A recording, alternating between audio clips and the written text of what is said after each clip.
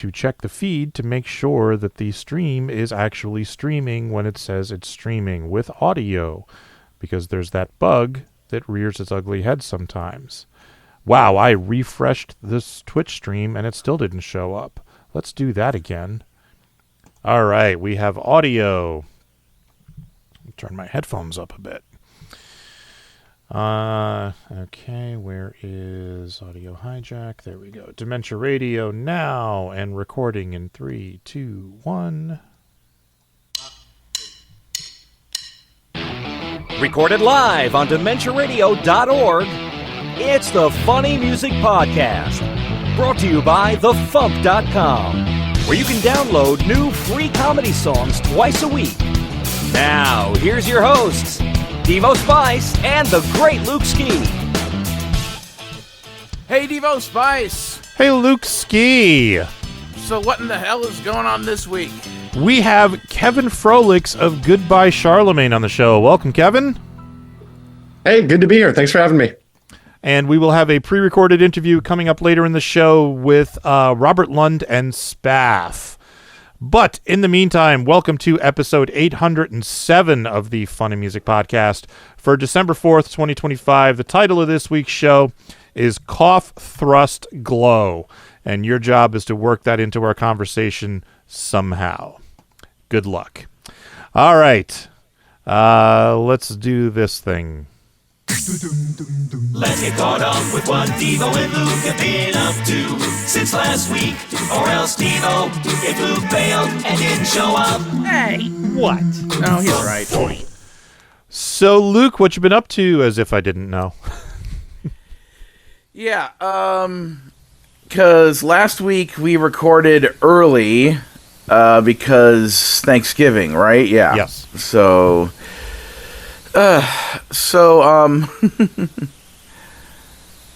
just basically, I went out to Irvine to, I packed up, my home PC here and my cat Cubert and a ton of other stuff and went out to Irvine just to basically stay at Kalani's place for, Thanksgiving week and some days afterwards. With the overall, notion of, I knew that I was going to be working most of those days, so I wanted to, make sure I had a chance to spend some time with Kalani, and eventually I was going to figure out, I'd find out from the people at work which days of the coming week I was going to have off. So that way, when I was at Kalani's, I could, work on my animatic or get other projects done on my computer.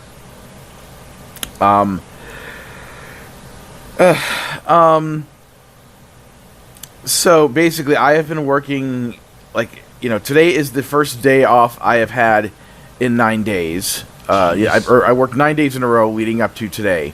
And basically, I was pretty much assuming that, if I was going to get a day off, it was probably going to be Monday and or Tuesday of this week, which, kind of would have made a lot more sense. But turns out, nope, they decided to give me Thursday and Friday off. The government doesn't do things that make sense. So, so in addition to that being frustrating, because, I work at a United States Postal Service facility processing, packages and stuff. So basically they, normally I would have been working 6-hour days. Then they upped it to 8-hour days. Then the day after Cyber Monday, they made us work a 10-hour shift. And then the day after that, which was yesterday, they made us work an 11-hour shift. Jesus. So, yeah. Tomorrow it's a 13-hour shift, and then 18 hours. Next week it'll be 28 hours. So, but today and tomorrow being 2 days off in a row is the first time I have had 2 days off in a row since I started working there back in August. So, that in and of itself is kind of a minor miracle. But yeah, it's their work weeks start on Saturday and end on Friday, which I have no idea why they do it that way. And everybody has to work every Saturday and Sunday. So presumably I will get another 2 days off in a row at some point next week, the 8th through the 12th. But they haven't told me what 2 days those will be. And, and they can even just on their own decide, you know what? We said you were getting 2 days off, and now we've changed our mind, and you're only getting 1 day off, or you're not getting anything. It's like, it basically has really made me, there's nothing I can do about it in the short term, but I need to start looking for work elsewhere, because I can't work here anymore. It's...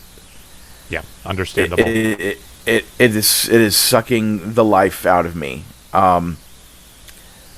I want to give a shout out though to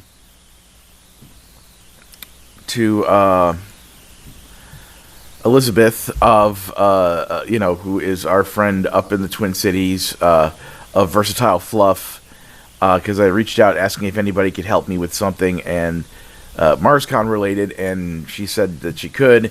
So I sent her my handwritten notes of all of I listened to all the recordings from MarsCon 2025 so I could start working on the fundraiser album. So I sent her those notes and she typed them into a spreadsheet for me, which I need to go through and edit and then figure out, kind of mark which tracks I want to be on the collection, so I can then share that spreadsheet with Bryn, who presumably is going to be editing those tracks. So I have a lot of things I need to get done. I have a couple of commissioned pieces of art for Kalani's aunt that I need to get done.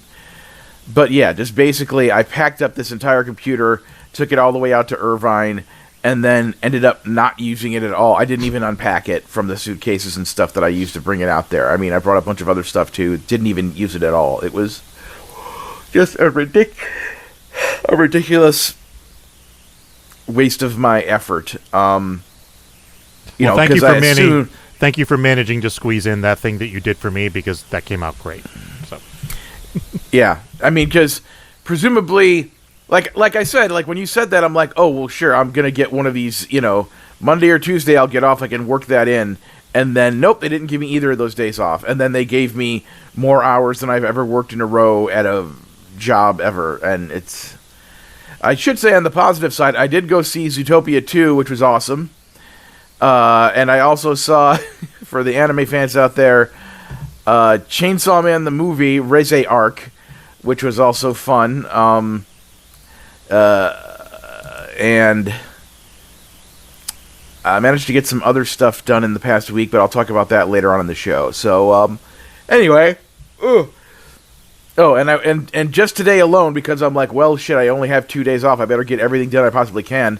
This morning, I packed up all, I had all my, I got up at like 6:30 in the morning. I put all my stuff in the car, with my cat Cubert, drove all the way back out to Burbank, unpacked it, came inside, grabbed my laptop, got my Yeti Blue microphone, recorded, the thing that you needed me to record for you. And then, and immediately, as soon as I got done with that, I ran out the door, went to the dentist, got a filling done, got back to the apartment, put the computer back together, immediately recorded, hopped on Zoom and recorded this month's episode of the Animation and Stuff podcast with a guest that went really great, and I'm looking forward to editing it for you all. And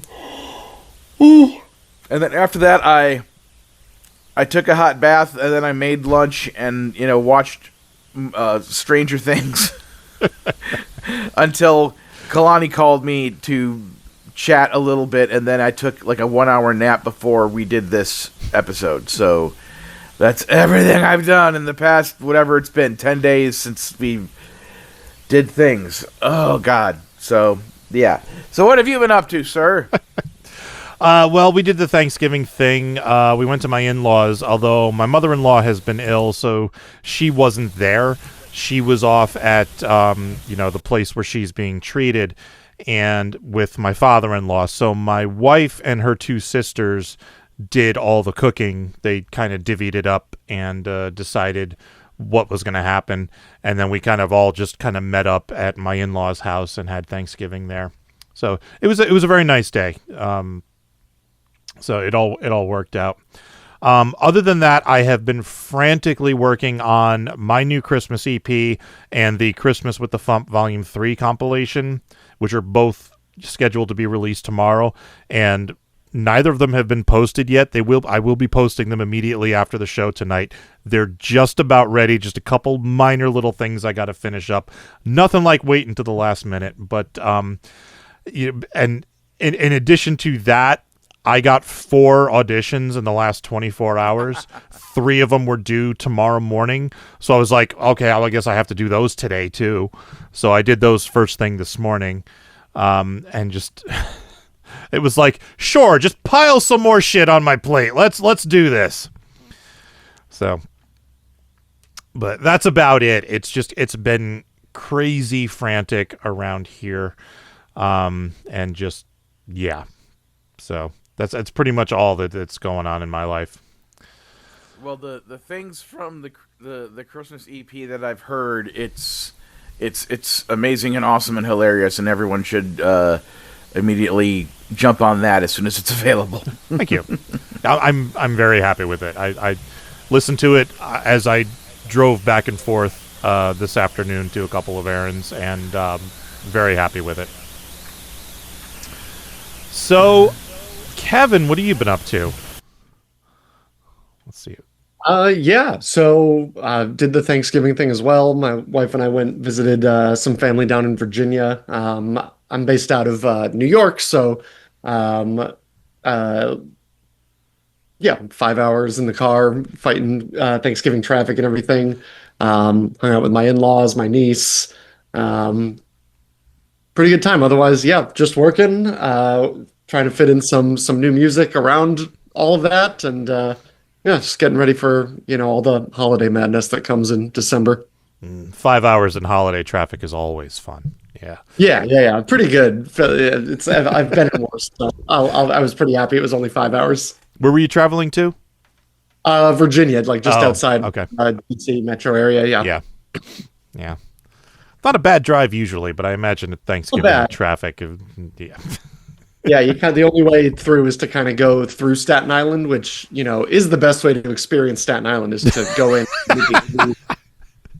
But when you're trying to get home, it's like one way in, one way out, and it backs up pretty quick. So I just performed in Staten Island like 2 weeks ago. Oh, cool! It was fun. Great people. Yeah. So, since this is your first time on the show, why don't you give us the rundown? Who you are, where you're from, what you do, all that good stuff. Sure, yeah. Kevin Froleiks, that's my real name. I release music under the name Goodbye Charlemagne, because Froleiks is too difficult to say and pronounce for most people. So I was like, well, why not Charlemagne? That one's easy. Everybody can do Everybody can spell that. I've misspelled it 4 times writing the script for this episode. So yeah. I don't know. I don't understand how to do marketing well, but Goodbye Charlemagne just makes me laugh. It's a very, very niche inside joke to a prank, I don't even know if you would call it a prank or a bit that my 7th grade history teacher did when he was teaching us about King Charlemagne, whatever unit it was, European history, blah, blah, blah. And he came into the class one day and was like, so I have something today. I shouldn't have this. I actually stole this from a museum. And he's really laying on details of this story about how he has stolen a recording from Charlemagne's time, back then, before we had any of Edison cylinders or vinyl records. A monk figured out how to press sound onto blades of grass, and this one recording of a Gregorian chant about King Charlemagne was preserved on this blade of grass, and then it was converted into an audio recording. And I wasn't allowed to, but I was able to make a tape recording, and I brought it in for the class. I shouldn't have this, but it's educational, so I took the risk. He lays this on for 5 or 10 minutes and then put it in a cassette in a little boombox in our classroom, press play, and it was just a recording of Candle in the Wind. I thought you were going to say it was a Rickroll. No, this is pre-Rickroll. Pre-Rickroll, okay. This would have been pre-YouTube by several years, but it was Candle in the Wind, and he had just use like the dub feature on a boombox to then just dub in himself giving facts about Charlemagne. So you you would hear like Elton John piano intro, Candle in the Wind, and the first line of it was, instead of goodbye Norma Jean, it was goodbye Charlemagne. May you ever be the first Holy Roman Emperor. And the fact that he spent so long just setting this up, and then it was just Elton John, Candle in the Wind, and him dubbing in facts, to this day might be the funniest thing of just how long the setup was, and for really just me and my other weird friend to find it hilarious. Everyone else was very confused. So when I was trying to think of pseudonyms to use, I just remembered that. I was like, well, that's, if nothing else, it's a fun story to tell. So anyways, so Goodbye Charlemagne, I started releasing music during the pandemic when I was trapped at home. I'd been doing stand-up and sketch comedy in the city for, the better part of a decade, and then all kind of went away overnight because of the pandemic. Good times. Yeah, it was good. It was good times.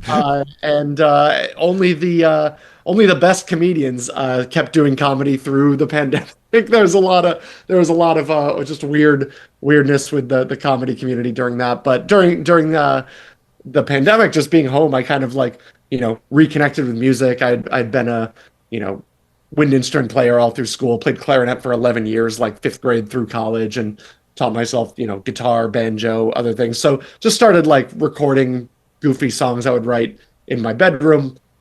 Bandcamp is a wonderful thing. You can just put things out there, and have kind of just been teaching myself, better songwriting and recording.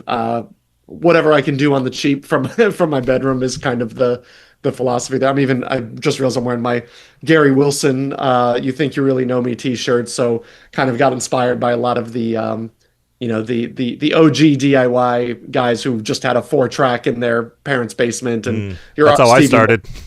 yeah, and I still love that, and just quickly realized I was like, yeah, people were doing this with less. Like you can really do some amazing stuff with GarageBand and Scarlett, DI units. So have just been releasing in 2023. I kind of completed an ambitious project where I was like, I bet if I really tried, I could record and release an album in 3 months. Like if I really think about how much time I waste when I'm recording stuff, or how much I just procrastinate and distract myself, I was like, I bet if I just focused, I could do it in 3 months. And I challenged myself in 2023 to do 4 albums in 1 year that were all different genres. And I did a 60s garage album, a 70s disco, 80s synth pop, and then a 90s alt rock, and just kind of forced myself to learn, how to emulate a bunch of these sounds that I really liked. And then since then I've kind of just been trying to, do my own things. I like playing in different genres, but maybe not necessarily focusing on that. So my most recent album was a concept album. I was inspired by I got to see a Broadway production of The Who's Tommy. And it was fine. I loved the album as a kid. I was like, this doesn't need to be a Broadway musical. It's such a goofy story to see in Broadway form. But, kind of always loved the prog rock concept album, or the, artsy classic rock concept album. So wrote a satirical version of it myself called I Was a Teenage Ventriloquist Dummy. That's a whole story about a guy who's somehow 35 and still in high school, and kind of finds his thing with a ventriloquist dummy. And then of course the ventriloquist dummy's evil, and they switch bodies, and it's so that's where I'm at. The song I think I'm here to talk about is I wrote a song about the New York mayoral elections that happens. So our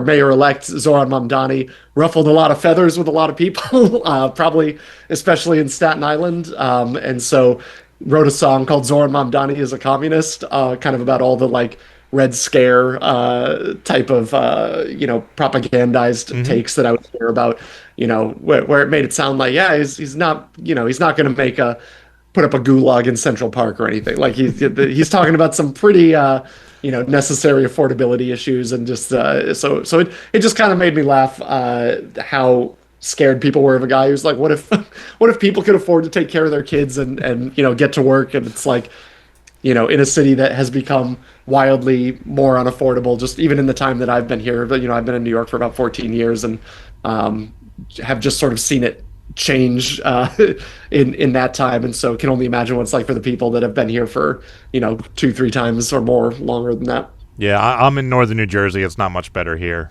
Things are out of control.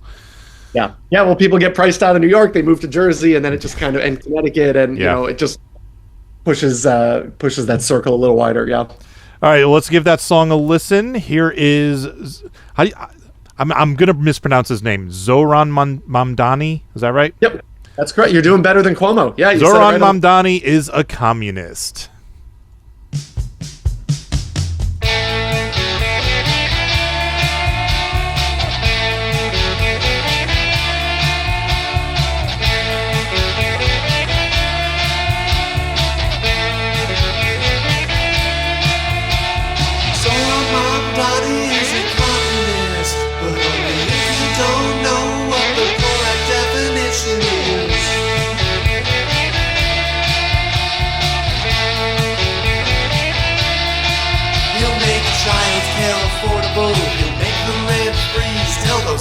They can shove it up there, B-U-double-T's.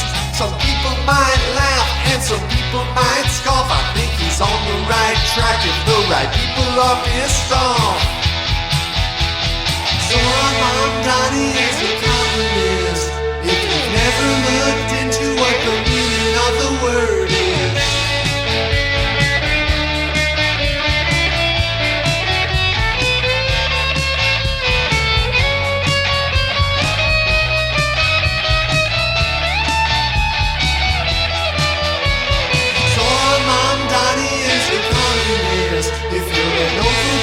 Jackass in a Patagonia vest. He's not teasing the means of production. He's just making the bus ride free. Expanded social safety nets is a far cry from the Bolshevik uprising of 1917. So if you're a millionaire planning to move elsewhere, well, there's the exit, mister. Don't let the door hit you. I'm sure your mansion's in the Hamptons or in Stanford sure will miss ya. Zoran Mamdani is a communist, but only if you're completely historically illiterate. Zoran Mamdani is a communist.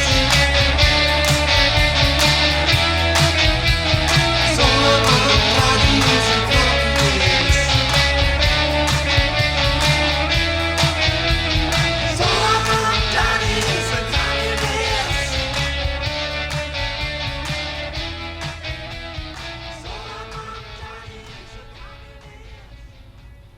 Nice. What's funny about this song is when you submitted it, I saw the title and I was like, okay, now which way is this song gonna go? And it got through. Like the other guys voted on it before I had a chance to even listen to it, and I'm like, oh, okay then. Okay. Yeah. It's, that was kind of intentional. There's just a part of me that kind of likes kind of trolling the people. Yeah. And so I'm just like, this'll get clicks from both sides, and one side might be mad at the title and then be like, oh, okay, like have that reaction. And then some people might be like, oh yeah, oh what? Wait a minute, you tricked me. And I find both of those very amusing. So. So, what made you decide to write this song? I mean, like I was saying, there was just so many, so much fear-mongering around Mamdani's campaign and the exaggeration of, going from, what if we had, city-subsidized grocery stores? It's like, we'll have bread lines, like in, Soviet Russia, and it's like, there's so many steps that have to get there. It's still New York City, the bastion of American capitalism. Like, Wall Street is here. I don't think it's going to be that. And so just kind of the fear mongering there. And it also kind of reminded me of in high school when, I read Animal Farm and 1984, and the amount of times I'll also I'll hear politicians use the word Orwellian in a way that's not what Orwellian means, which is ironically the most Orwellian thing you could do is to. That's true. I never thought of that, but yeah. And like every time that's just like, oh, it's just like George Orwell. I'm like, he wrote a whole book about what you're doing right now. But like with Animal Farm, you know, I read it in high school as part of like a unit on Russia that, you know, was about the Bolshevik uprising in 1917 and all of this. And just, you know, reading about it, it was kind of, you know, pitched partially by my teachers of just like, you know, this is why communism is bad. And like, I'm not even advocating for communism with it, but I do remember reading that and being like, but the real problem here is that Stalin was like a full-blown totalitarian dictator. And like, and so yeah, I've always kind of just like had this, you know, probably no surprise now, just out of the last few things I've said, but pretty left-leaning politics, but have always kind of seen a big divide between, you know, when people think about the word communism, they really are talking about these like brutal dictatorships that were awful. And then, you know, when you look at communist theory and everything, I was just like, if you look into the real history of like what the word means, it's like, it's just as boring as any other politics. Yeah. And so I kind of, you know, wanted to write a song in response to like the fear mongering and just, you know, about the types of debates that, you know, I heard not just with Mamdani, but, you know, with AOC, and even when, you know, people were like, Joe Biden, the most socialist president we've ever had, and I was just like, Joe Biden? Are we talking about this?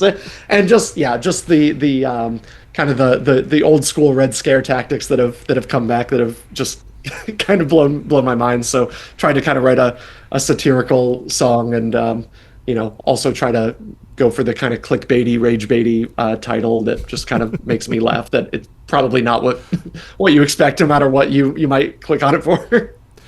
So you released 4 albums in 4 different musical styles. What were you going for musically with this one? I've been kind of in this mood. Well, I was working quick because I thought of it like maybe 4 days before the election, and I was like, oh, if I can, I like had the idea, I wrote it. It's a fairly short song. It's like, you know, 2.5 minutes, and was, you know, struggling to write the. I think I finished the vocals in my bathroom like at like 5 a.m. on election day, like while my wife was still sleeping in the other room. So I like had my whole like, you know, our bedroom's on one end of the apartment, the bathroom's on the other, and like set up, you know, all my recording stuff in there to get the vocals done and, you know, get it out there for, I had it set up so that if they called it for him, I could release it. I was like, if I release it and he loses, then this is going to be kind of a bummer, but had it set up. Just had to press the button and release it if he won. The style I was kind of going for was kind of that, like, I guess that like, you know, 90s 2000s like jangly, you know, alt rock jangle pop type of thing. It was it was kind of going for, you know, a simplified, you know, it's just 2 guitar tracks, a bass and drums and the vocals. So that was partially just due to the constraint of time that I had. Is like, oh, normally I have like, you know, I like to have some synths, I like to kind of have this like, you know, a lot of different sounds in there, and so this one was a bit more stripped down and was kind of just going for this very kind of simple, you know, jangly alt rock song. So you're a one-man act, right? There's no other people involved in this? No, it's just it's just me. I have some fake band members that I credit on the albums that they're not real people. It's like Flora Lipinski is the drummer, Demo Rodrigo or something like that. I don't know. I made these names up like 5 years ago, and I just put them on all the albums as credits because it makes me laugh. There's a disturbing number of one-man bands in comedy music. It's like it's been a trend. Like, I was in one for the longest time. We've got Worm Quartet. Throwing Toasters had a whole bit where, like, they performed once, and like there were other people in the band who helped out like in the studio, but the lead singer Grant Pachoco always performed solo, and he kept talking about how the whole band is going to show up to perform, and he actually filmed a video with the 4 guys walking from backstage like down the hall and stuff, and and like one of them stops to tie his shoe and breaks his laces and just gives up and turns around and walks away, and then another one gets distracted by some beautiful women who walk by, and by the time they get to the stage, it's just Grant again, and he comes out on stage and he's like, guys, guys, and then he'd perform solo. Yeah, that's Yeah, every Yeah, episode, every concert, he always invariably he would say, "Sorry, Dirk, Musty, and Timmy couldn't make it," and then he would have some new excuse as to why Dirk, Musty, and Timmy, that's great. Yeah. couldn't make it this time. So yeah. Yeah, I've started playing, in the last, for me, the one-man band thing was purely just in the pandemic. We couldn't see other people, and, so that part of it was born out of that. Part of it is also born out of the fact that I don't always have a plan when I go into recording. So it's easier to do that when you're just by yourself in your bedroom, because you can just let me record that. I didn't like it. Let me go back. It's like there's not other people. There's not, there's not studio time and things like that you have to worry about. There's no I have to teach this song to somebody else. So that makes it easy. I have started, playing just solo acoustic, these songs out for people, whether it's open mics or the occasional show here and there. And a lot of times what I'll do is, because it's just me, is sometimes I'll do it'll be guitar and harmonica, and I've got the neck holder thing. But sometimes if it's there's a synthesizer line here or a lead guitar part there, I'll put a kazoo in the harmonica holder, and so that's how I'll kind of replicate the multiple parts if I need to. Gets people's attention for sure. So do you only do comedy music, or do you do some serious music too? There's some songs that I write that it's clearly it's there's a joke behind this, and that is how I tend to write them. But I think in general most everything has a comedic twist to it. But I don't know if I'd necessarily call it strict comedy music, where the point is I'm definitely thinking music first, and then the lyrics, it's just how doing so much comedy and kind of approaching it from a sketch writing, I like the way you would write a sketch where it's okay, you've got a premise and that's what the song is about, and then you've got each verse is a different beat of a sketch where builds up and is kind of telling one story. So I do try to think of it that way, but I in the same way that I think Warren Zevon and Sparks are two acts that I'm very inspired by, and they have some hilarious songs, but they're not necessarily comedy musicians, and I really appreciate that. So some songs I have, especially I think on I Was a Teenage Ventriloquist Dummy, and the album I did right before that, the previous year, was called Making Minimal Effort, which I wrote pretty much entirely during a 6-month bout of being unemployed, where I was pretty depressed. So there's comedic twists to the songs, but if I go back and listen to it, I was I was going through it. I was really a long tea time of the soul during that. And some of the story, and I Was a Teenage Ventriloquist Dummy, is I'll go back and be oh, it's kind of sad. He's this lonely guy, and his only friend is an evil ventriloquist dummy, and it kind of has a dark ending where he kind of gives in and lets the dummy take over his body to in exchange for fame and fortune. It's kind of dark, but it's also kind of goofy, and I kind of I like doing that in a way that I couldn't always get away with in straight up stand up or sketch comedy, where it's gotta be comedy first, and if you bum people out, they're not having a good time, and it kind of defeats the purpose. And you kind of have some leeway and permissions that the guise of music frees you up to do a little bit. Nice. Excellent. All right. So do you have anything you'd like to plug? Sure. Yeah. Again, it's Goodbye Charlemagne. It's on all the streaming platforms, Bandcamp. I believe tomorrow is actually a Bandcamp Friday. So if you want to check it out, it's a great day to check out Goodbye Charlemagne on Bandcamp. I've got, 9 or 10, albums that are all, my fake record label is called One Guy in a Bedroom Records, and that's just what it says on all the, iTunes credits and everything, because I was that's all it is. So, if you enjoyed that song, check it out. If you didn't enjoy that song, it's the only one like it, so maybe check out something else. You'll like it. There's a lot of different genres, and check it out if you're interested. All right. Well, thank you for joining us. Are you going to stick around, or are you going to take off? I've got to take off. It's getting to be my bedtime. Okay. I'm an old man. Yeah, but thank you guys for having me. All right. Thanks for coming on, man. It was great talking to you. Yeah. All right. Take care. Later. This is the FuMP.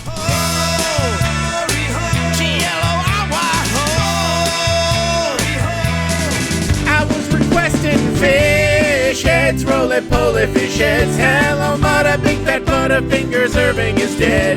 Does he come loose flavor on the post rest of your bed. Well then don't forget to stay demented. Don't forget to stay demented. You may have seen the Ramones back in 79. You may have seen Anthrax before they were signed, but I was in the Weird Al Bit and Riot Fest. You may have seen the Rolling Stones when they rocked those places. You may have seen Ozzy take a bat to the face, but I was in the Weird Al Bit and Riot Fest. Oh, everything hurts and I'm dying. That's the Funny Music Project at thefump.com. THEFUMP.com. Everything hurts and I'm dying. La-di-da-da-di-da. Time for funny music news. Something, something, something. In the news, my new EP, the Ridiculous Christmas EP, will be available tomorrow and will feature 4 tracks. I'd managed to get all 4 of them done.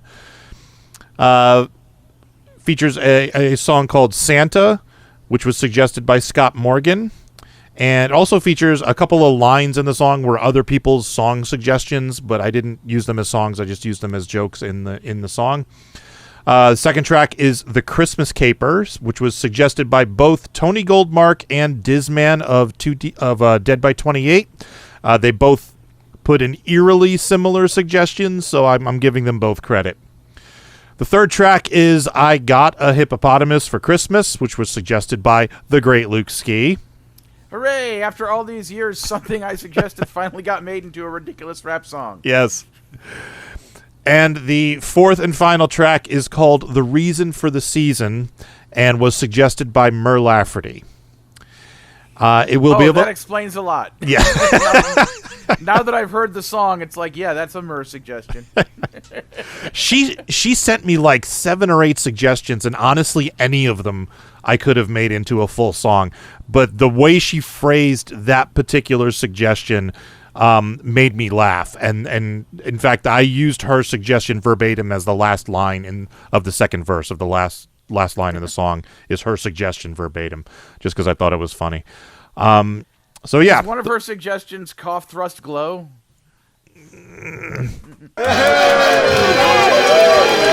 it was not, but maybe next time.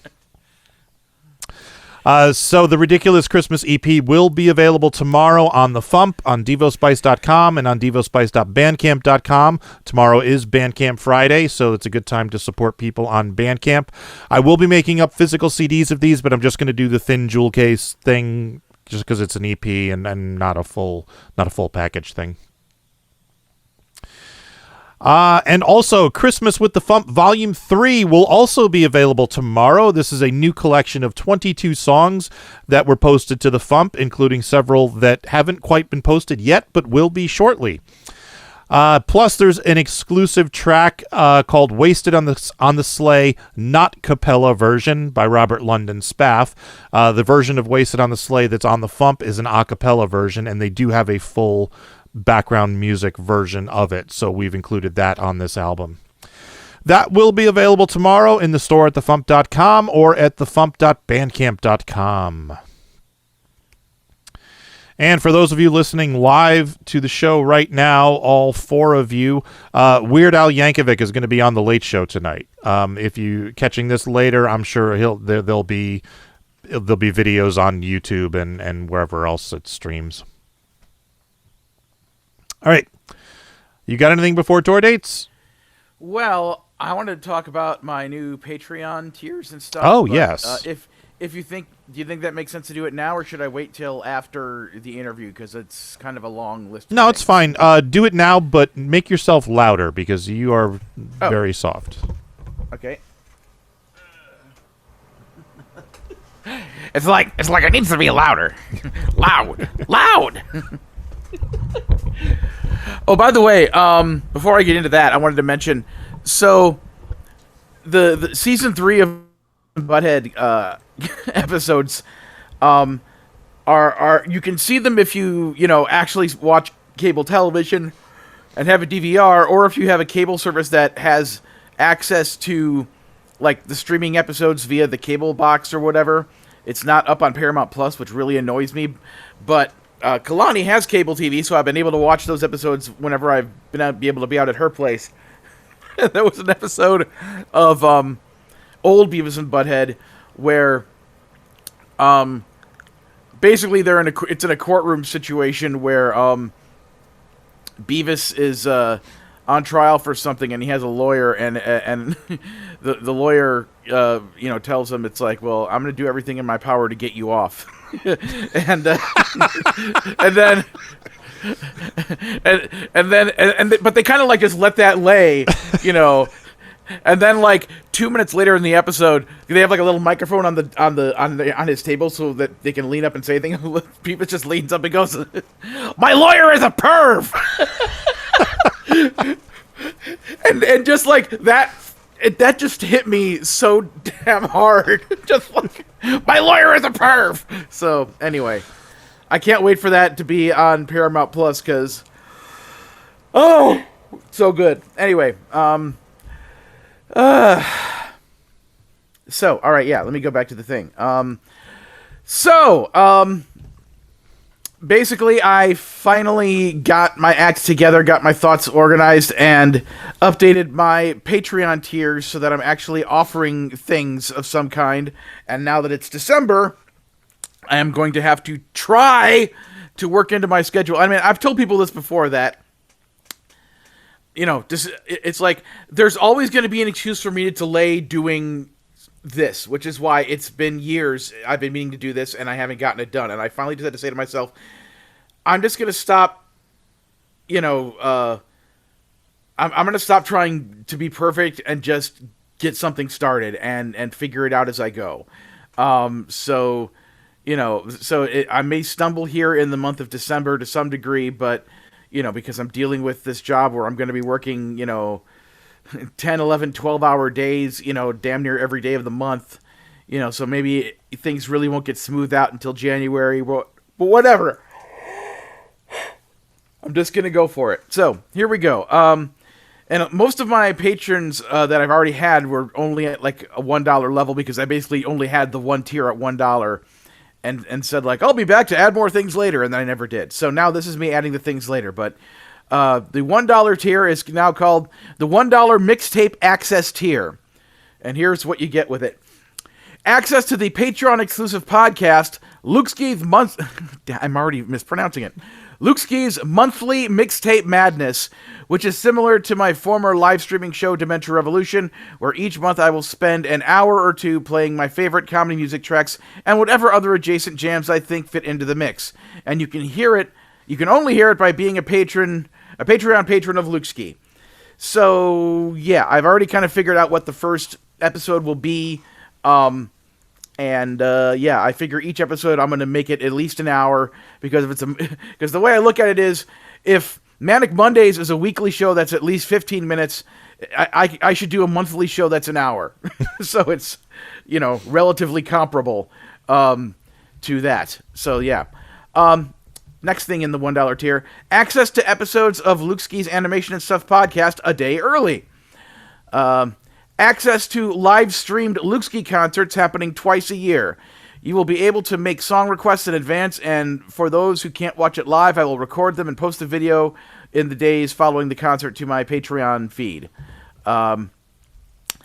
You will be able to order exclusive Lukeski t-shirts. I will come up with new designs and share them with you all and take orders from everyone interested in ordering the new shirt and ship them to you when they arrive. You will need to pay for the shirt and the shipping costs. So, do you understand what I'm saying? It's like, I'm going to come up with the cool exclusive designs, and then I'll, figure out, okay, here's the thing I'm going to order. Here's how much it would cost for everyone to get one so I can basically, break even on the cost of making the shirt.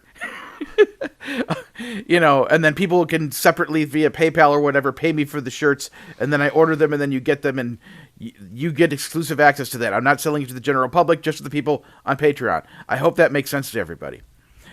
And finally, I'll add you to Lukeski's emailing list if you're not already on it. So that is all the $1 things. Okay, $3 things. There's two categories. The $3 comedy music behind the scenes tier, or BTS tier, Once a month, I will post exclusive behind-the-scenes content about my comedy music. Most of the time, it will be done verbally, audio podcast style, but sometimes it might have video and or images to accompany it. You are encouraged to let me know what specific songs of mine you'd like me to talk about. You can also request for me to talk about and possibly share MP3s of rare tracks of mine that are not available on Bandcamp, Spotify, etc. Whenever I come up with a new comedy song, I will post a free MP3 download of the track here at least one day before it gets posted to the FuMP, Bandcamp, YouTube, Spotify, etc. I'll also share work-in-progress demos, lyrics, and notes on the new tracks, plus everything in the $1 tier. Then I have the $3 cartooning / animation behind-the-scenes tier. Once a month, I'll post exclusive behind-the-scenes content about my cartooning and animation. Most of the time, it will be done verbally, audio podcast style, but sometimes it might have video and definitely will have images to accompany it since it's a tier about visual art after all. I'll be talking about and sharing work-in-progress sketches, finished pieces, fan art, and I most definitely will be talking about my Deanna and Darius TV show pitch and proof-of-concept animatic titled Day 2. You're encouraged to suggest things for me to talk about regarding my art. You're also encouraged to suggest short, funny bits of audio that you think I should make mini animatics to post of on TikTok and my other social media accounts. If I make any significant art / video pieces that don't need to be released to the public right away, I will share it to this feed at least one day before it gets posted to my social media accounts, YouTube, etc., plus everything in the previous tiers. The $5 behind-the-scenes combo tier. Get all of the behind-the-scenes content about my comedy music and my cartooning / animation projects from both of the $3 tiers at the same time and save $1! Holy crap. Okay. The $10 monthly Zoom tier. Access to a monthly hour-long Zoom hangout where you can talk to me, ask questions, watch me draw. We might play games or do other fun stuff that we'll figure out later. A thank you shout-out on every episode of my podcasts, animation and stuff, and monthly mixtape madness. One free digital download of a Lukski album available on Bandcamp every month. You tell me which one you want, and I will send you a download code. If you are interested, I will ship you one copy of my latest CD, Needlessly Meta, which I will autograph for you if you like, along with a Bandcamp download code card. Limit one per person, plus everything in the previous tiers. Okay, the $25 postcard producer tier. You will be announced as being an executive producer on each episode of one of my two podcasts, Animation and Stuff or Monthly Mixtape Madness. You get to pick which one. Each month, I'll send you a postcard with a quick rough illustration drawn on it. You're allowed to make requests / suggestions for what the image may be in advance each month. For example, in the past, my anime chibi-style drawings of people have been well received. If you prefer to receive your sketch digitally through email instead, that is also an option. Note, if you are outside the US, you may be stuck with getting it digitally, as international postage would likely be prohibitively expensive for this. International postage is stupid. Like, yeah. Holy shit, it's stupid. Costs $27 to mail a CD to Canada. 27. 27, what a number to associate with comedy music. I remember, like, I bought from Uline, that company, like, a box of, like, I don't know if it was 50 or 100, like, tubes for mailing my artwork in when people order caricatures or, whatever. The last time I went to ship something in a tube, it was like significantly more expensive, and I'm like, what the hell? And I look at the receipt. They now charge an extra $4 for just shipping something in a tube because it's an inconvenient shape for them to send, apparently. They just invented that. They just made that crap up. So, and now I have a big, I have all these friggin' tubes sitting there. I got tubes, man. Tubes. This whole postal system is going down the tubes. So anyway, where was I? Oh yes, more things in the $25 postcard producer tier. Your name and URL link, if you want, listed on a special thank you page at thegreatlukski.com. By the way, if a lot of these seems like things I stole from my friends' Patreon pages, that's because I did. Last thing on the $25 tier, a 60-second audio message recorded by me either as myself or doing one of my celebrity or cartoon impressions, which you can use for your outgoing voicemail message, ringtone, text alerts, for a show ID for your podcast / live streaming audio show. Plus everything in the previous tiers. And thus far, that is the highest level any one person has set themselves up for, is the $25 tier. Okay, the $50 tier is the $50 black and white commission tier. A black and white commission drawing of one character. Multiple characters will cost extra. Or a black and white caricature with a body and background of one person. Multiple people will cost extra. Next thing. You will be announced as being an executive producer on each episode of both of my podcasts, Animation and Stuff, and Monthly Mixtape Madness. A digital download of the entire Lukski Bandcamp discography. A monthly personal thank you video from me. I will run a 60-second ad of yours promoting one of your projects on my 2 podcasts. Your name listed in the credits of any significant videos I make or in the liner notes of any album I release. A thank you shout out on my social media accounts, and instrumental versions of my comedy songs by your request and at my discretion. Plus everything in the previous tiers. The $75 full color commission tier. A full color commission drawing of one character, multiple characters will cost extra, or a full color caricature with body and background of one person, multiple people will cost extra, plus everything in the previous tiers, except the black and white commission art.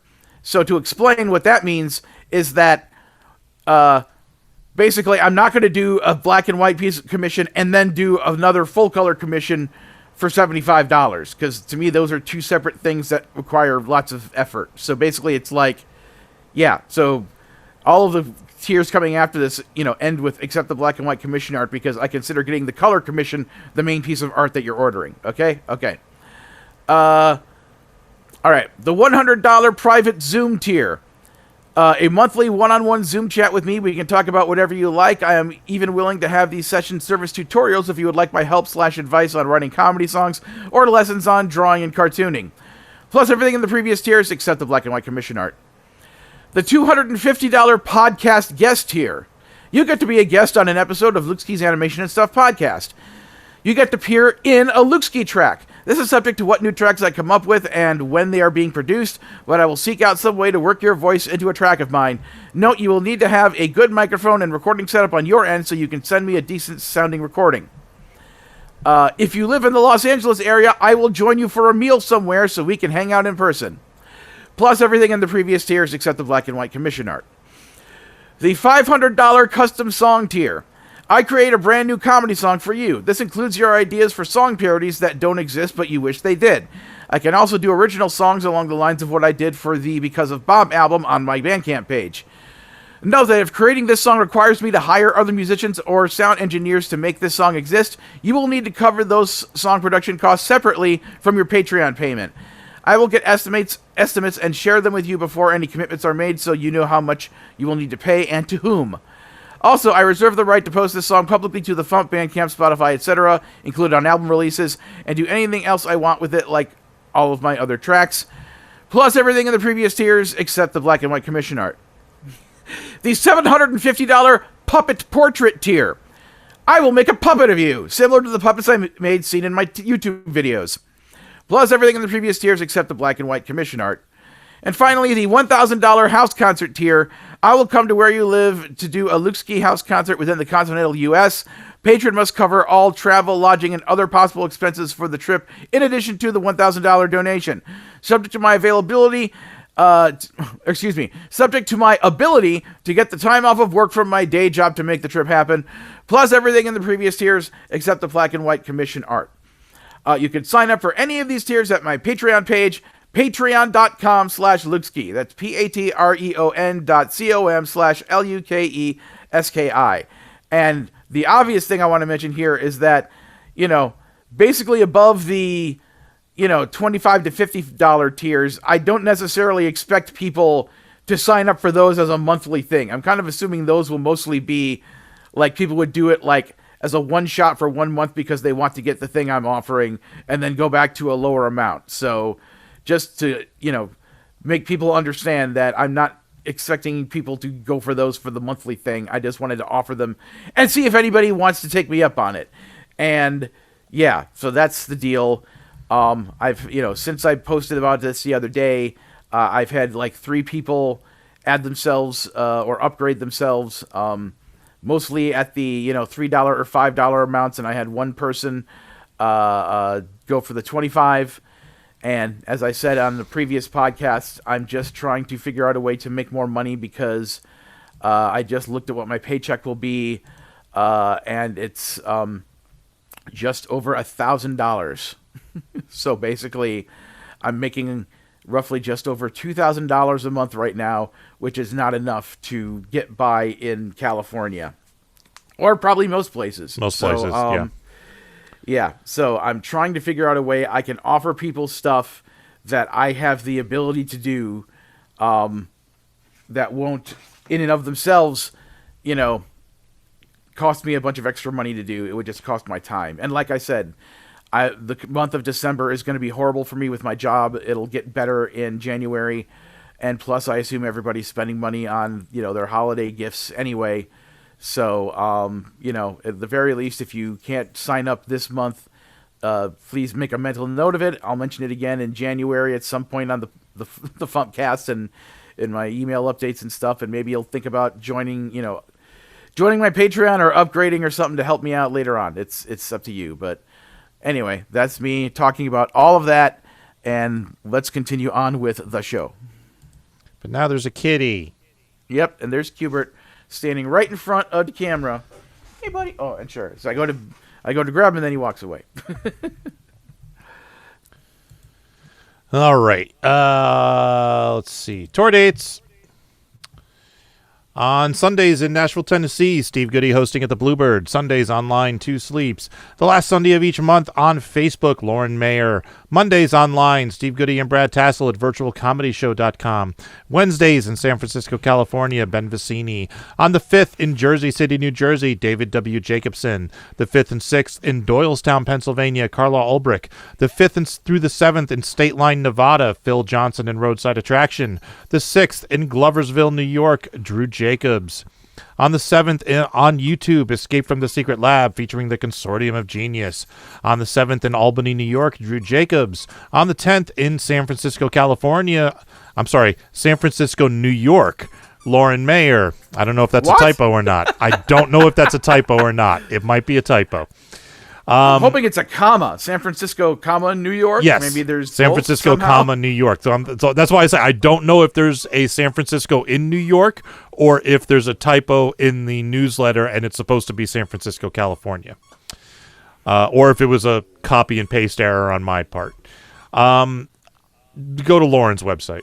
On the 13th in the Woodlands, Texas, Carla Ulbrich. On the 14th in New York, Amy Engelhart. And on the 15th in Santa Cruz, California, Phil Johnson and Roadside Attraction. And speaking of Lauren Mayer, coming up on the 6th is her birthday. Happy birthday, Lauren. Yay! The dogs are Doggies here. love Lauren Mayer. Yeah. Hey, Doggies don't like it when I'm on a podcast because then I'm not paying attention to them. So the track that I'm on your EP, is that the one that's just called Santa? No.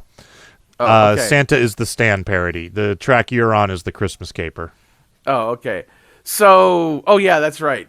So this means this is the first Christmas with the FuMP album that I'm not on. Because I haven't made another Christmas track since the Star Wars Hanukkah song. And both that and Fanboy Christmas 3 were on, I think, the previous collection. You're At least right, Star Wars although I Hanukkah think song was. you sang background vocals on the last song on the album, didn't you? Oh, wait, yeah, maybe you're right. Yeah. But yeah, you're right. Chris's You voice don't have being in a it. you don't have a song on this one. Yeah, I was just talking to I guess I'll just reveal it as a special sneak preview for the next episode of Luke Sees Animation and Stuff podcast, because I wanted to do a Christmas themed episode. My guest is Holly Dazzle, cool. our good friend from up in the Twin Cities, who does burlesque and is very Christmas themed and does a whole lot of burlesque shows in the month of December. So we basically spend the episode talking about Christmas specials and Christmas movies and stuff. And I was explaining to her that back when I wrote Fanboy Christmas 3 in 2011, I had a big master list of all of the songs I had yet to parody, not including all the stuff from the first 2 Fanboy Christmas albums. And that when I got done with that, with Fanboy Christmas 3, I set aside that list of all of the ones I still hadn't used yet. And I realized at that time that there's kind of I know it seems like there's an infinite number of Christmas songs, but when it comes to like Christmas songs that are well known enough that if I parodied them, people would know what it was and get that it was a parody, like there's only a certain number of that exists. So I basically only have enough things I haven't parodied yet to make one more volume of Fanboy Christmas if I wanted to make Fanboy Christmas 4. So it's always been on kind of like my back burner list that maybe someday I'll do Fanboy Christmas 4. But I haven't gotten around to it. All the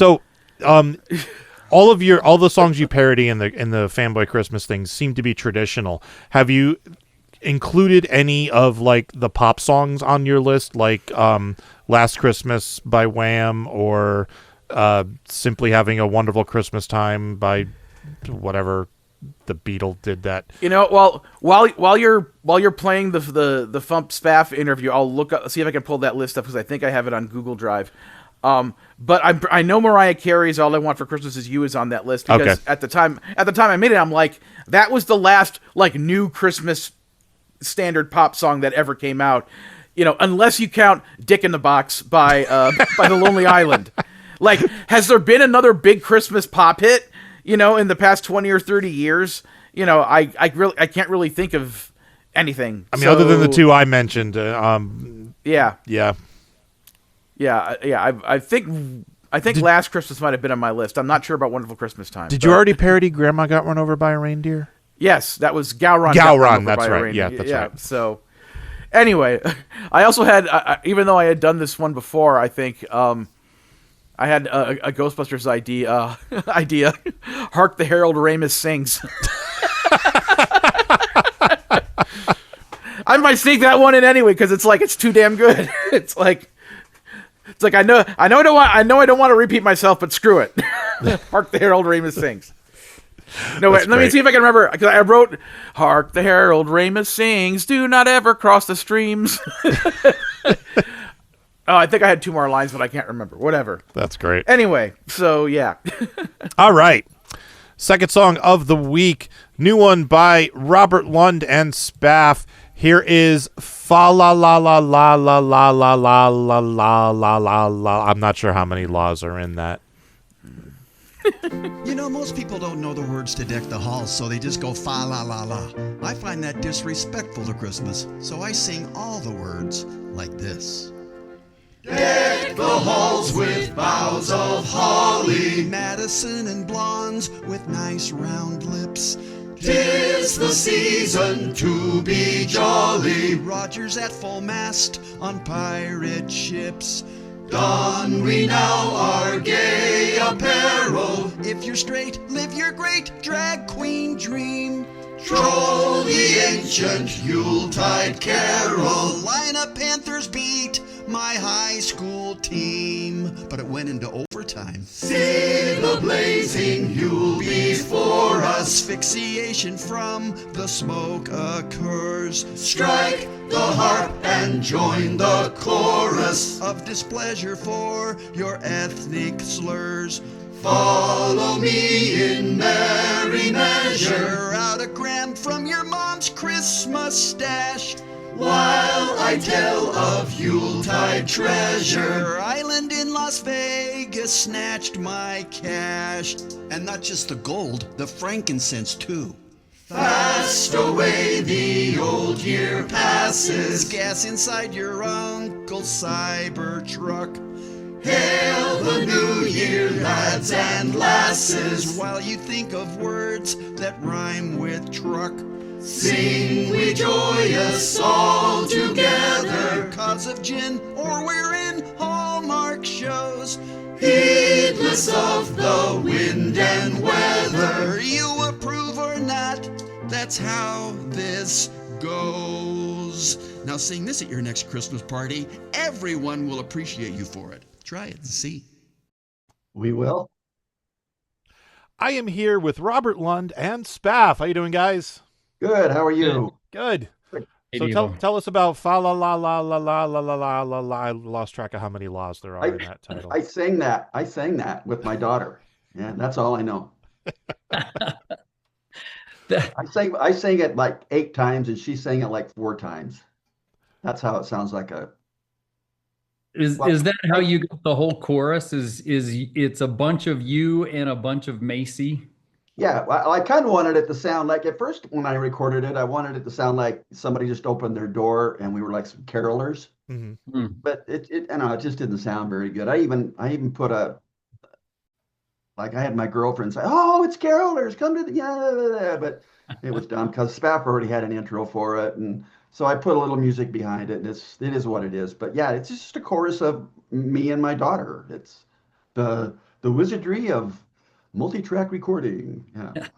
How Mhm. old is your daughter? She's 28 now. She's my 28. baby Okay. girl. Well, I didn't know if we're talking, an adult or a child. So, Well, she's she's been on a lot of my production. And whenever I needed a kid voice, both of my younger kids were really good singers, and Mm, so I used them on a lot of SpongeBob SquarePants jingles and nice. Macy sings Uranus. Um, I was thinking about that song last night for some reason. I don't know why, but it just came to me, and I'm like in bed singing. Maybe you'll get two thumbs up, Uranus, and I just cracking myself up with that song. I It's love that song. she's got a terrific voice. She sings operettas and Oh wow, beautiful soprano voice. She's I kind of I told her to tone it down a little bit because she was too damn good. too good. Yeah, this is a Yeah, comedy yeah, song. You don't want to be too good. You yeah. got to tone it down a bit. The funk for hell's sake. Pull Yeah. it back. It's just the FuMP. You don't want to. Anyway, I, that's I all I. remember, if I can get nostalgic for a minute, many years ago, we did a song called The Christmas Thong. Oh God, that's another Oh, favorite of mine. And Yes. you had Macy join in as a child saying child things on this very adult song. And I remember right. somebody gave us some pretty harsh criticism of that, saying, how dare you have a child do that? And I I thought, didn't know all that. right, They- we that did, yeah. that bothered him after she sang Uranus. I mean, that's about Who as dull knows? as you can get. And yeah, my sweet little girl, she was about 9 years old at the time, saying that. Yeah. Oh, yeah, how dare you? Anyway, When that's they all I said have to that, say. I knew we'd done okay. If you I, can get people upset, then oh you've yeah, accomplished something. that's a home run, man. Anyway, that's Uh, what I did. I sang it. Spaff wrote it. well, Actually, okay, so here's what I'll say about the lyrics is you gotta pay attention to these, and those of you who do song parodies and listen to song parodies know that the lyrics are very important. It can't be background noise. You have to focus on the lyrics. And this is one of those songs where you really have to pay attention to the lyrics or you'll just miss all of the jokes. Hmm. So I would beg any of you out there in YouTube land who make YouTube lyric videos, please make one for this. Robert and I haven't gotten into the make videos for our songs thing yet, and so we're way behind the times. So I'm asking one of you who knows how to do this easily, make a lyric video for this because I think it'll get appreciated more. uh, And while I'm at it, I'll tell you another song that would make for a really easy to put together video, and that's the one we did just recently for Dr. Demento. It's called Grateful Dead Puppies, and it's essentially a list of classic Dr. Demento songs. So all you would have to do for that video is just put an image of the artwork of each song or something with each, and there's your video. There's the whole script for the video. Just do it for us. Put it together. We'd appreciate that. Somebody do Spaff's work for him so he doesn't have yeah. to. Yes. Let me know if this works out for you because I got a lot of stuff to do. If I can just put a call out and have people do stuff for me, I would love that. It's not enough for Spaff to whore out his lyrics to me and Bob and whoever will do them. Now he's got to have videos. Yes. He's a clever writer though. So he's one of the better I'll- writers. Thank you. I'll let you know if this call out works. If Okay. it does, yeah, I'll tell you who I suckered into doing my job for me. Okay. So what was the original idea for this? Like, how did you come up with like the premise of putting words to the fa la la part? Oh, I just got thinking about it. The English lyrics for this song have been around for over 150 years, and no one has ever explained to me what the fa la la la la. When you don't know the words to a song, you just sing junk lyrics, la la la la la la la. Mhm. And I thought, well, maybe that's what happened here. So what are the actual lyrics that belong in those fa la la lines? And I couldn't find them. Until we got around to finding them and putting them down in the song, they didn't exist after all of these years. So you're Oh, okay. welcome, everyone. So you've done the world a service, is what you're saying. Oh yeah. Yeah. Yes, public service, correct. And yeah, you kind of have to read the lyrics to this song because you do kind of tune out the original lyrics because we all know them with like they're all burned into our brains. But if you Right. read them, they make sense as like calling back to the previous line that you may not pick up on if you're just listening to it. Right. You can't just tune them out. It's important to pay attention to both the chorale lyrics, Robert and Macy, and also the follow-up lyrics. Yeah. Uh, Otherwise, the song will have no impact. So, lyric video, please, somebody. We'll get right on that, I'm sure. I've always thought, as much as and as proud as I am of some of my production, to me, it's always been about the lyrics. I mean, it's fun.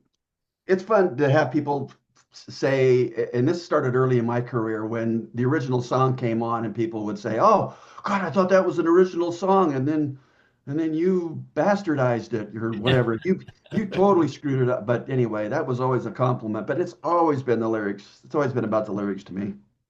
It has to be. That's Yeah, same with me. I mean, all yeah, my songs, my main focus is the lyrics. I mean, I try to yeah, put together good music so that it's fun to listen to, as far as hip hop stuff goes. But I also try to keep it simple because I don't want to spend weeks working on a song where the main point of the song is a joke in the lyrics. right. Yeah, that's the payoffs come from the lyrics. Uh, like that last Beatle medley we did though, I'm really proud of that, and so was the guys that helped me with it. Yeah, that came out It's great. it's just fun to get in the studio with some musicians other than myself and just have fun doing it. It's a lot of fun. But Can anyway, we plug that? But you're Yeah. you're eventually going to ask us what we're plugging. So let me beat you to the punch and plug that. Um, those of you who are only getting your Robert Lund songs from the FuMP probably haven't even heard this yet, unless you have the new. Is it volume 113? 113. Yeah, 113. So here's what I'm plugging: FuMP Volume 113, because what happens on that is this Beatles song we did called Mean Mr. MAGA. Robert went into the studio with his musician buddies and did that whole medley through Mean Mr. Mustard and Polythene Pam, and she came in through the bathroom window, all of it. And the music is phenomenal the way they did it. Yeah. So you got to hear that. And as far as I know, the only way you can hear it is to listen to it on volume 113 Yep. of the FuMP. So Yep. It's a bonus track on the FuMP Volume 113. It will show up on Spotify at some point whenever cool, man. they get off their asses and put it up there. But yeah, right now it's only available on 113. It's not even. I mean, if you go to the store in the FuMP.com, you can download the digital album and it'll have it, but you can't get that track individually through the FuMP right now. Cool. So I'm going to plug that, and then I'm also going to plug another FuMP compilation. Have you announced the Christmas compilation yet? Yes. Devo Volume I believe 3? we talked about it last week on the FuMPcast. Okay. So what you got to know about the FuMP Christmas Volume 3 is that it has this fa la la la la la la song on it, right? Yes.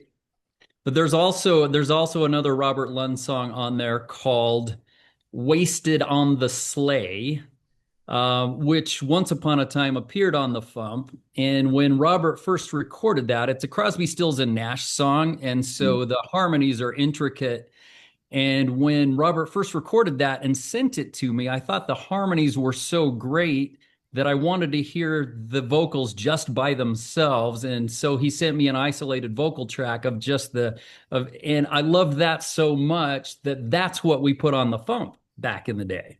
So I had almost forgotten that when he originally recorded it, he did it with all of the instruments too. So we went back and found that original version with all of the instruments, and that's the one that you'll get on the FuMP Christmas album that you can't find anywhere else that I'm aware of. Right. Yeah, that's not there. available anywhere else either.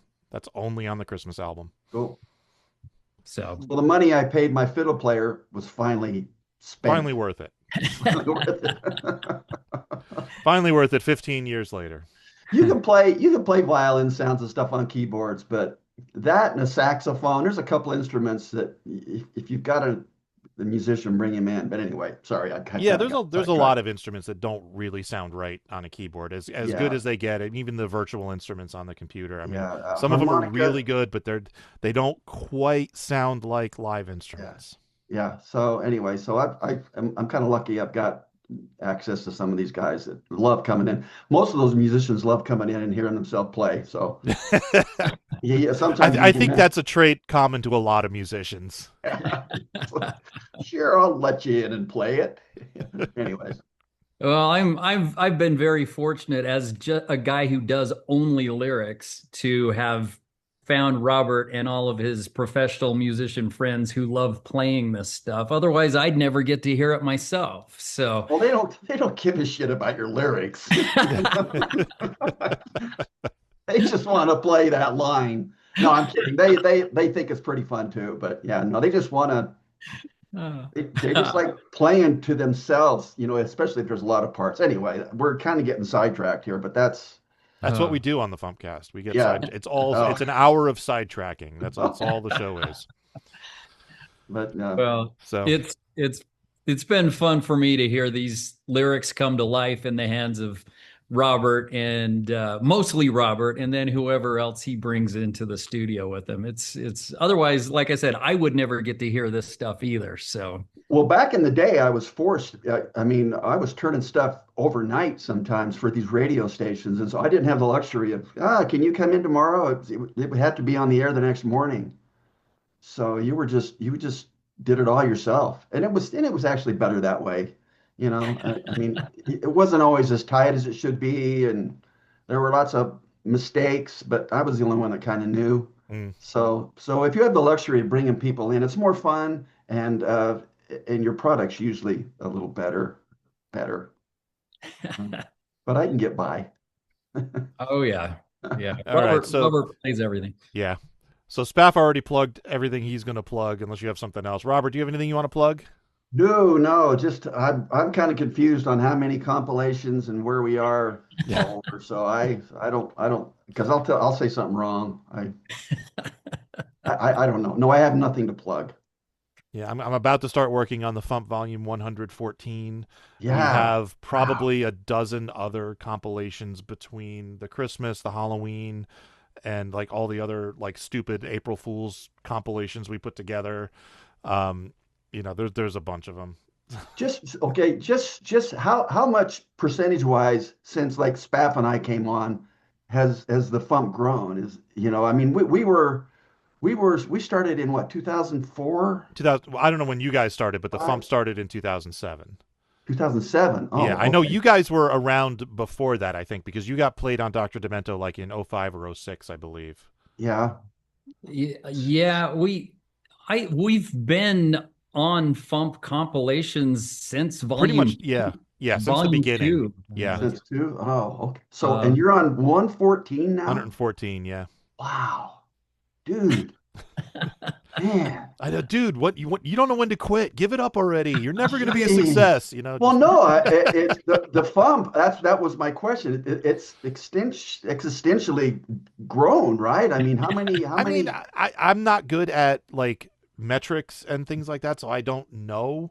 I can tell you that like we've done. There's been a lot of ups and downs over the years, and it's just because we've been around for so long. And I'm not good at marketing, so we are what we are.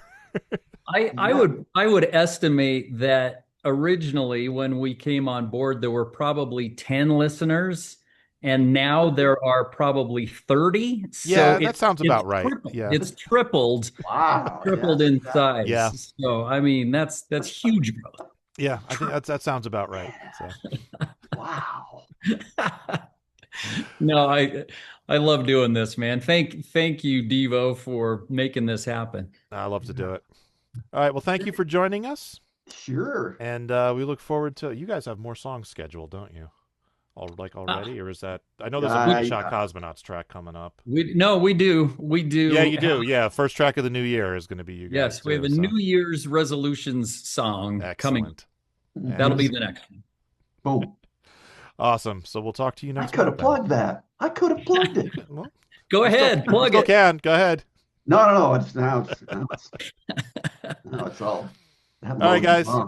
Thank you for joining us. Man. See ya. Thanks for everything. Catch you next time. Bye. Making the internet absolutely ridiculous. Dementia Radio.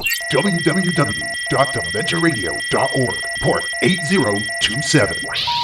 Please hang up and try again. This is the part where there's feedback. Feedback. You know that segment of the show we do about now? Feedback. Feedback.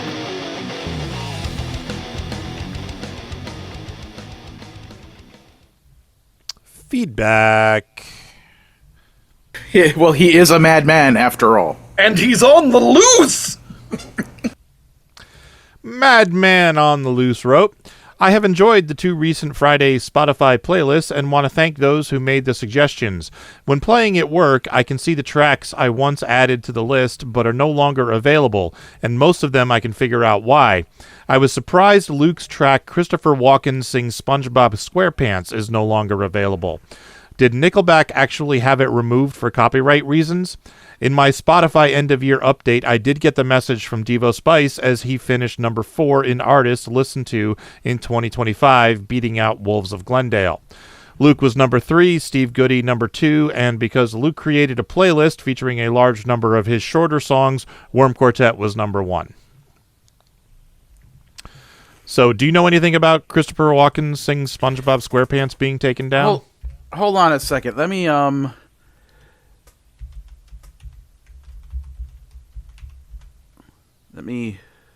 unconvention. Convent, IONAL. That's how you spell that word.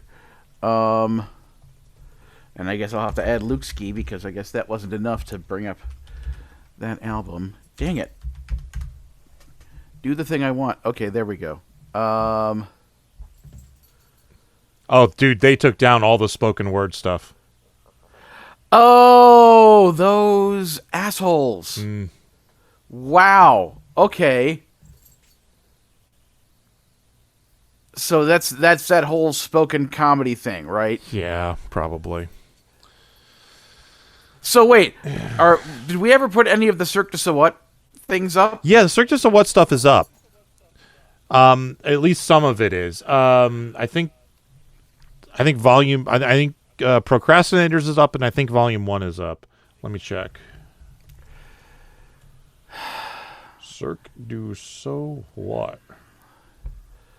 So yeah, so the entire Survivor the Animated Series of sketches from that album, which is like, let's see, like 23 minutes of content or so from that album is not available on Spotify. It's like, great, Spotify, thank you so much. Okay, so Procrastinators is up, Stupid Cowboy Thing Volume 1 is up, and I did add Stupid Cowboy Thing Volume 2, but it looks like they've taken down about 3/4 of the album. They left up Holy How to Speak crap. Shoebox, they left up Let's Do Improv, Ajax Toy Company, Tech Support. I like Green Eggs and Peas. None of those are musical. I don't know why they would have kept them up. They kept up Stupid Cowboy Thing Reprise, okay. A Scene in an Apothecary is up. That's not musical. I don't understand. I fucking hate Spotify. It looks like all the tracks from Needlessly Meta are still there, and I wanted to look something... Oh, wait, that's not that album. I would have to go back to 4th Grade Talent Show. All right, go lay down. All right. everything from Fourth Grade Talent Show is still there. So here's the thing, because I noticed this when I saw the Spotify Wrapped, whatever the hell. So the T-Rex song, Director's Cut, I released that at the FuMP, back, many years ago, and is listed as the T-Rex song, parentheses, Director's Cut, parentheses. So I put Fourth Grade Talent Show up, and I know that's what I would have put for the title of the album, but here it's listed on Fourth Grade Talent Show. It is now listed as the T-Rex song dash Director's Cut remix. And it's not a remix. It's the same track. So basically 2 of the songs of my top 10 most, listened to songs of the past year are both the T-Rex song, just 2 different versions, or, 2 different postings of the same song, just one has the word remix in it that I didn't put there. So thank you, Spotify, for fucking screwing shit up. So target audience is missing a lot of shit too. Songs too, not just sketches. OMG WTF BBQ is taken down. Oh, good God. I mean, generally speaking, I'm just gonna choose to not. Well, I could try to do something, but it's just going to end up being aggravating. For the fractions of a penny that you get for the streams, is it worth it? Yeah, they took down the song "I Want to Be Steve Buscemi" for some reason. Uber Geek, all the spoken stuff in Uber Geek is taken down. Yeah. OMG WTF BBQ. It's like, why would they? I don't know. So yeah, and this all goes back to that whole thing about, the stand-up comedians having their big brouhaha with,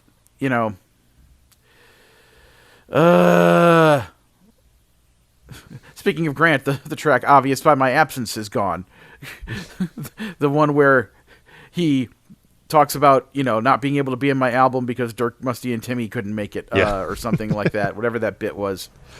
Oh, no, there was a really good episode of, what was it? Was it Lost? He's like, I really want to. There's a really good episode of Lost on tonight, and I don't want to miss. It's the one that I haven't seen, and I don't want to miss. It might be Lost. I don't remember. It might be something else. I have to wonder if K2SO Has a Question is going to get taken down. Apparently, FuMP 66 got taken down, and I got to look into why. And FuMP 112 still hasn't gone up. So his question, or Ken's question, was about Nickelback or something. Oh, did Nickelback actually have it removed for copyright reasons? Christopher Walken sings SpongeBob SquarePants. No, that was probably just the stupid spoken bit bullshit. I just don't understand doing. What does Nickelback have to do with either Christopher Walken or SpongeBob SquarePants? That's the part I'm confused about. I'm sorry, anyway. I misread that. Nickelodeon. Nickelodeon.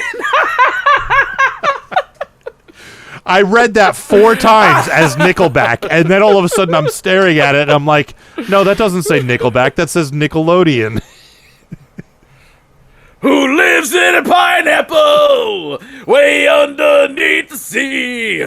It's SpongeBob SquarePants. Yeah. Wow, that's awesome. All right. Here. Jax wants to say hi. Here, say hi, Jax. Yeah, Jax! Say Here's hi. a Jax buddy! You gonna say something? Oh. You gonna bark into the mic? You're not gonna bark into the mic? No? Oh, what a queen. You're not gonna bark into the mic? Yeah. Oh, and here's a Bodie. Here's Bodie. You want to come up, Bodie? Come on. Come on up. I have a nephew that has the same name of your dog. Get 2 puppies. Here are 2 puppies. Oh, look at the 2 puppies. There's the 2 puppies. All right. Okay. Come to the FuMPCast. Come for the cough, thrust, glow, and stay for the puppies. Wait, God damn it.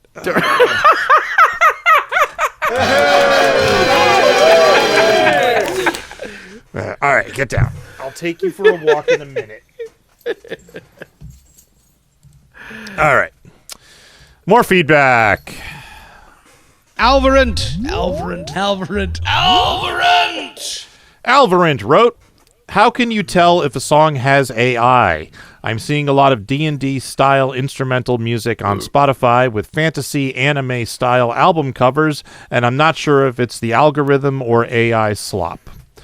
There is a ton of AI crap going up on Spotify, and a lot of it Spotify is generating themselves, because then they don't have to pay royalties to the artist. You know, that fraction of a penny that they pay per stream. Yeah. If it's AI, they don't have to pay that. So they're doing it a lot themselves. But anyway, there is a website, submithub.com has an AI song checker. If you go to submithub.com/AI-song-checker, I don't know if you have to point. I haven't used it yet. Shoebox found it. I don't know if you have to upload a song or point it to a song online somewhere or whatever, but it does a fairly competent job of detecting whether or not AI was used in the creation of the music. Obviously, it's not going to be 100% perfect, and especially as AI gets better, it's going to get harder and harder to tell. But we're that genie has left the bottle, so you have to have the music look at a picture and identify where all the spotlights are. Yeah, in the little picture. It's probably something like that, to be honest, with the algorithm inside. But all right, and over on YouTube, A-Log! Oh my god, it's you, not again! A-Log wrote, "Here's hoping Where Have All the Tacos Gone becomes a hit on my show's weekly whacked out 5 countdown come 2026. And I really enjoyed Luke laughing his butt off while referencing Monty Python in regards to Flat 29. And even though it'll be over by the time you guys read this, have a happy Thanksgiving, guys." Thank you, A-Log. And that is it for feedback. So before we do the next thing, I wanted to say first of all, I looked up, yes, I am in the last song on the album. So technically, as a background vocalist, I'm in one track on Christmas with the Fump Volume 3. I also wanted to mention, some behind-the-scenes stuff. I had suggested when we came to voting for the holiday songs that we also include the songs about New Year's Eve, which we ended up adding. And my ulterior motive for that was I really wanted Devo Spice's song about playing Mario Kart on New Year's Eve to get on the album, so that we could have suggested to Chuck to make the album art like everybody from the Fump, like all as Mario Kart racers on the Rainbow Road, like in Christmas outfits or something like that. Like we're all trying to get to the finish line or something, and have that be the album art, but then none of the New Year's Eve songs ended up making it onto the album. So and I did not vote for the last song on the album. I think Shoebox and Ian did, or maybe you and Ian, but I didn't vote for it. So I don't think I voted for it either. I think I voted for so it was Shoebox and Ian that voted for it to get it on the album. Damn you, Shoebox and Ian, with your equally weighted opinions. Yes. And I found it amusing that Shoebox was the only one who didn't rank we do a Christmas as like the number one song. So. Yeah. The other four was We Do a Christmas. Yep, that's number one. That's the top one. Yep. So the other thing I wanted to mention is I did find my notes on potential Fanboy Christmas 4 stuff. So it's like hark the herald Ramus sings, do not ever cross the streams. The result I think you'll find is much worse than being slimed. So that's what I had for that. And it turns out I did have Last Christmas, but I did not have Simply Having a Wonderful Christmas Time. So adding that to the list along with adding Dick in a Box, that brings it up to 27 potential songs I have for use on Fanboy Christmas 4 if I get around to it, and I'd probably end up using like 15 or 16 of them depending on how long they are. So you have enough for 4 and 5. Theoretically, and I want to throw this out there to the listeners if you want to give some feedback. If you can think of any other Christmassy pop hits that have come out in the past 30 or 40 years, because I also looked up All I Want for Christmas Is You by Mariah Carey came out in 1994.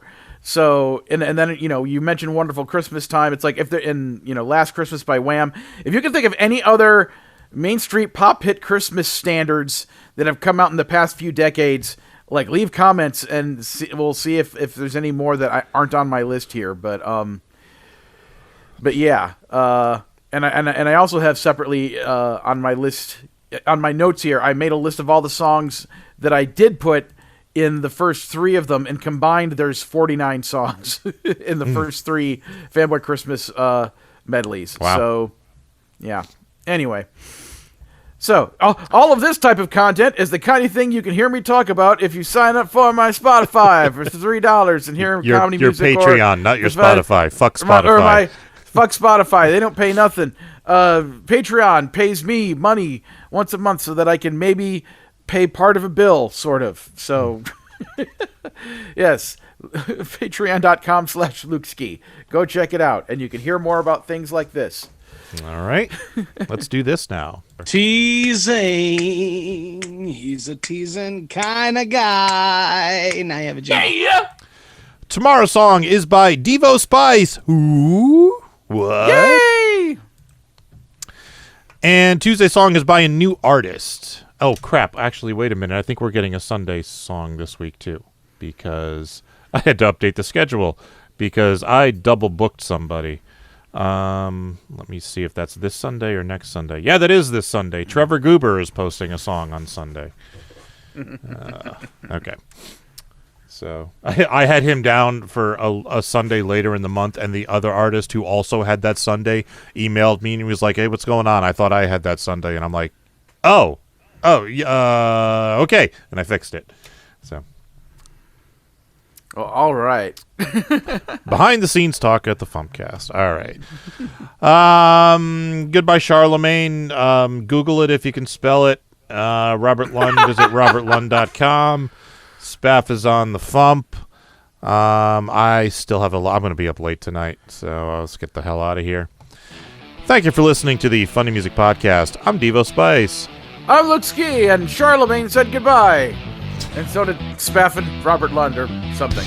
Thank you for listening to the Funny Music Podcast. You can listen live every Thursday night at 10 p.m. Eastern, 7 Pacific at DementiaRadio.org and join us in the chat. Or subscribe to the podcast feed. Look us up on iTunes and be sure to leave us a review. Feedback for the show can be sent to info@thefump.com. The Funny Music Podcast is a production of FIDM Interactive, LLC, released under a Creative Commons share-alike license. Tell your friends, tell your enemies, shout it to random people on the street, and be sure to visit thefump.com for the latest funny songs. Tune in next week where you'll hear Luke Ski say, "If you don't sign up for my Patreon, that's going to force me to start posting stuff on OnlyFans, and I don't think people want that."